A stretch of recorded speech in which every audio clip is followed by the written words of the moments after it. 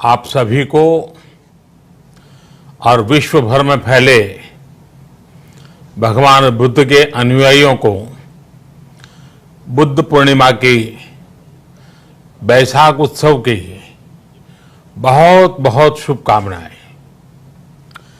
ये मेरा सौभाग्य है कि मुझे पहले भी इस पवित्र दिन पर आपसे मिलने, आप सभी से आशीर्वाद लेने का अवसर मिलता रहा है। 2015 और 2018 में दिल्ली में और साल 2017 में कोलंबो में मुझे इस कार्यक्रम से जुड़ने का, आपके बीच आने का मौका मिला था। हाँ, इस बार परिस्थितियां ही कुछ और हैं, इसलिए आमने सामने आकर के आपसे मुलाकात नहीं हो पा रही है। साथियों,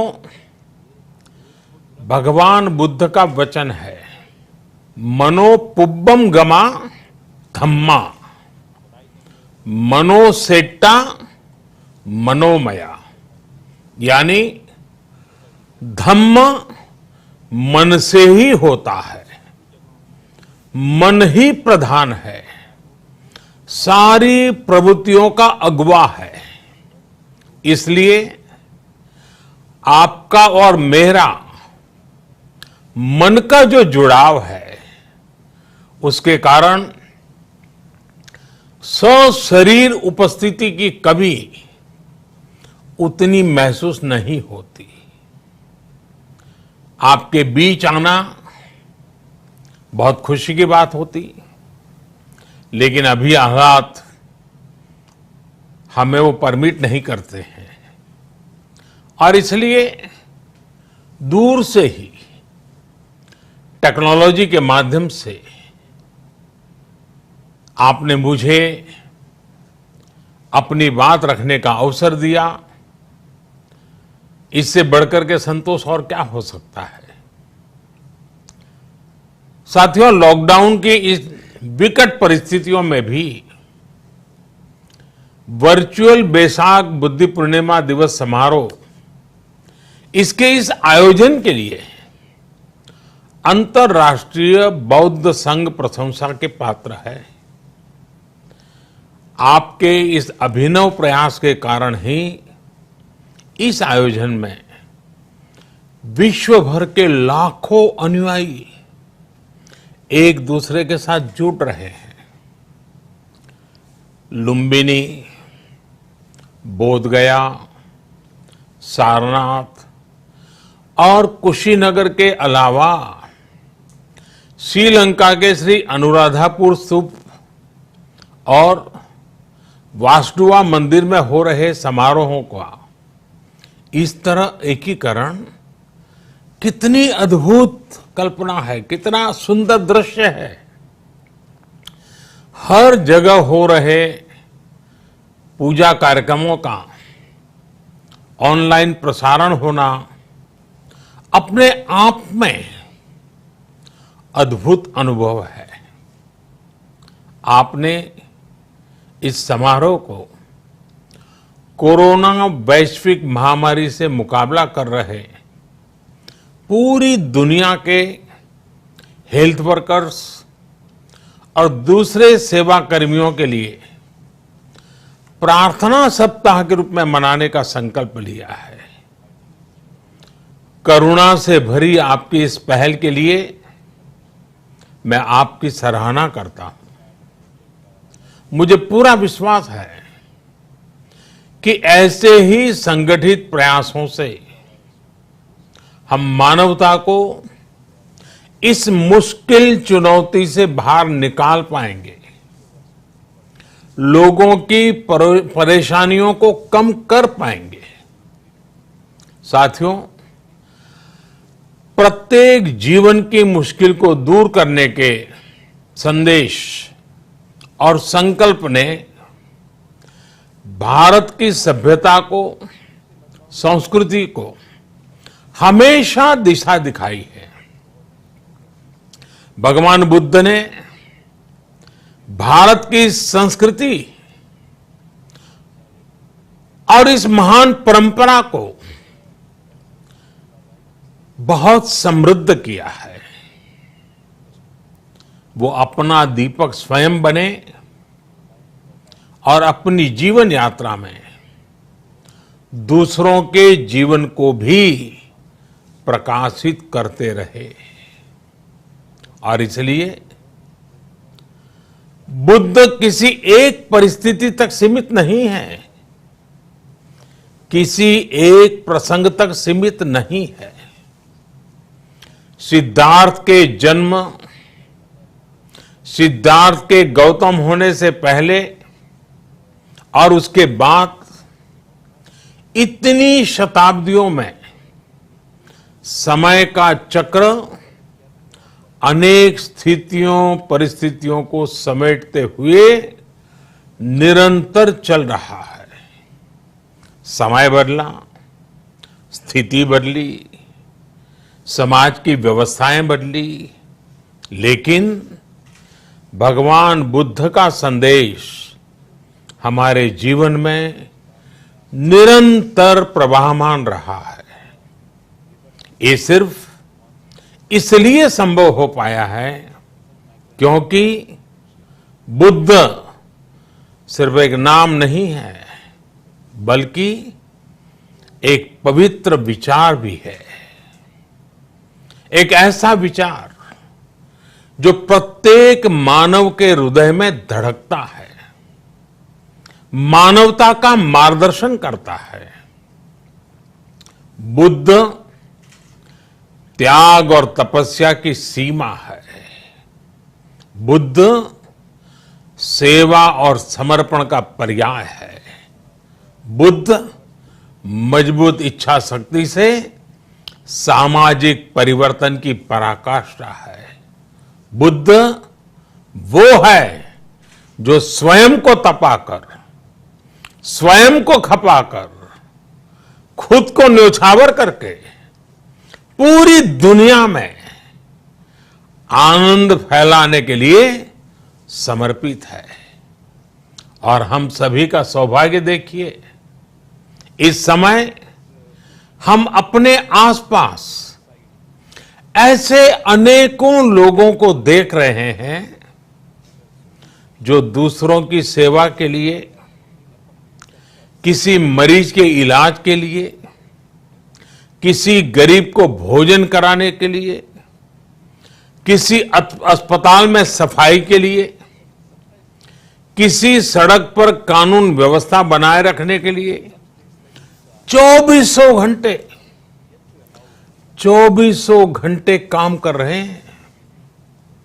भारत में, भारत के बाहर ऐसा प्रत्येक व्यक्ति, विश्व के हर कोने में ऐसा प्रत्येक व्यक्ति अभिनंदन का पात्र है, नमन का पात्र है। साथियों, ऐसे समय में जब दुनिया में उथल पुथल है, कई बार दुख, निराशा, हताशा का भाव बहुत ज्यादा दिखता है, तब भगवान बुद्ध की सीख और भी प्रासंगिक हो जाती है। भगवान बुद्ध कहते थे कि मानव को निरंतर ये प्रयास करना चाहिए कि वो कठिन स्थितियों पर विजय प्राप्त करे, उनसे बाहर निकले। थक कर रुक जाना ये विकल्प नहीं हो सकता। आज हम सब भी एक कठिन परिस्थिति से निकलने के लिए निरंतर जुटे हुए हैं, साथ मिलकर काम कर रहे हैं। भगवान बुद्ध के बताए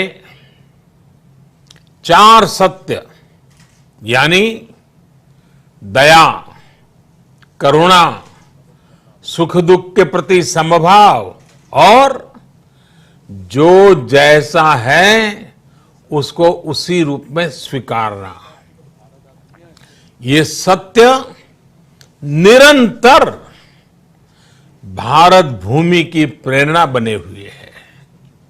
आज आप भी देख रहे हैं कि भारत निस्वार्थ भाव से बिना किसी भेद के अपने यहां भी और पूरे विश्व में कहीं भी संकट में घिरे व्यक्ति के साथ पूरी मजबूती से खड़ा है।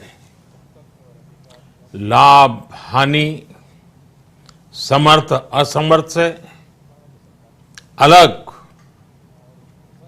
हमारे लिए संकट की ये घड़ी सहायता करने की है। जितना संभव हो मदद का हाथ आगे बढ़ाने की है। यही कारण है कि विश्व के अनेक देशों ने भारत को इस मुश्किल समय में याद किया और भारत ने भी हर जरूरतमंद तक पहुंचने में कोई कसर नहीं छोड़ी है। भारत आज प्रत्येक भारतवासी का जीवन बचाने के लिए हर संभव प्रयास तो कर ही रहा है, अपने वैश्विक दायित्वों का भी उतनी ही गंभीरता से पालन कर रहा है। साथियों, भगवान बुद्ध का एक एक वचन, एक एक उपदेश मानवता की सेवा में भारत की प्रतिबद्धता को मजबूत करता है। बुद्ध भारत के बोध और भारत के आत्मबोध दोनों का प्रतीक है। इसी आत्मबोध के साथ भारत निरंतर पूरी मानवता के लिए, पूरे विश्व के हित में काम कर रहा है और करता रहेगा। भारत की प्रगति हमेशा विश्व की प्रगति में सहायक होगी। साथियों, हमारी सफलता के पैमाने और लक्ष्य दोनों समय के साथ बदलते रहते हैं, लेकिन जो बात हमें हमेशा ध्यान रखनी है वो ये कि हमारा काम निरंतर सेवा भाव से ही होना चाहिए।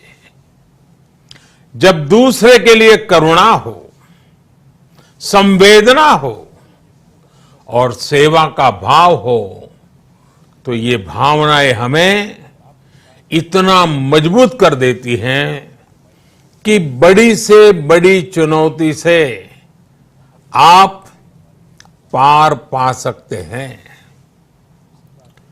सुप्पबुद्धम पबुज्जन्ति सदा गौतम सावका, यानी जो दिन रात हर समय मानवता की सेवा में जुटे रहते हैं वही बुद्ध के सच्चे अनुयायी हैं। यही भाव हमारे जीवन को प्रकाशमान करता रहे, गतिमान करता रहे। इसी कामना के साथ आप सभी का बहुत बहुत आभार। इस मुश्किल परिस्थिति में आप अपना, अपने परिवार का, जिस भी देश में आप हैं वहां का ध्यान रखें, अपनी रक्षा करें और यथासंभव दूसरों की भी मदद करें। सबका स्वास्थ्य उत्तम रहे, इसी मंगल कामना के साथ मैं मेरी वाणी को विराम देता हूं। धन्यवाद। सर्वमंगलम।